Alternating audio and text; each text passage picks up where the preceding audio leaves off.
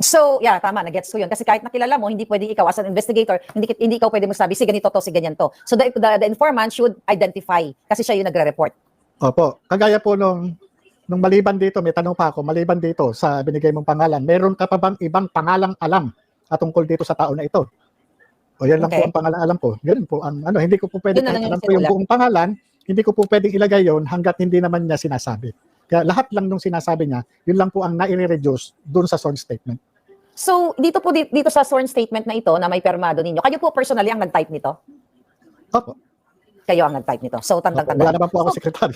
Wala akong sekretary. So, kung babalakan po natin yung date na March 10, 2012, mali ikaw, ang informante, sino-sino po yung tao sa loob ng opisina na yun? Kung matatanda nyo. Hindi nyo kailangan pangalanan, pero, ilan kayo ang nandoon? Nandun po yun sa sworn statement.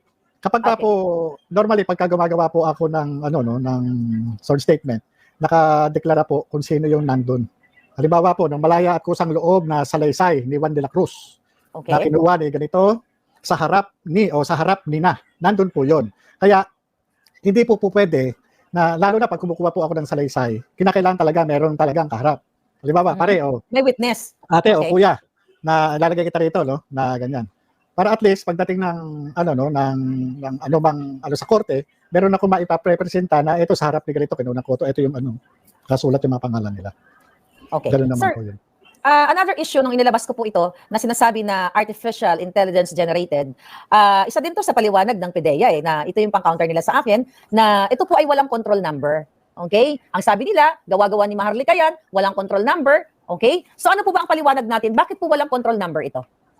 Yan po, kaya wala pong control number kasi nga hindi pinayagan, hindi natuloy. Kasi kung natuloy yan, ginawa ng opisina, after na mapirman, saka po namin dadalhin yan sa National Operation Center.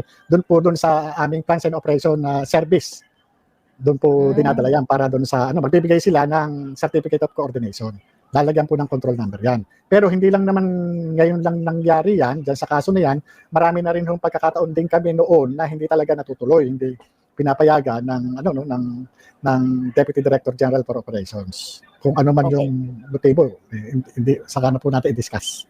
Okay, so ito po sasagutin niyo kung pwede niyong sagutin, maintindihan ko kung hindi pwede dahil kayo nga ay aattend ng hearing sa April 30 sa Senate inquiry with Senator Bato, tama po ba? Later on, papakita natin yung mga documents. Ang question ko, sir, nakarating po kasi sa akin na itong operation na ito, supposedly na pagdampot kay Maricel Soriano at kay Marcos Jr. noong 2012 ay pinigil ng isa sa pinakamataas o pinangalanan ko na nga na Executive Secretary ni dating Pangulong Noynoy Aquino na si Paquito Ochoa na partner sa law firm ni Lisa Marcos na ngayon ay First Lady na.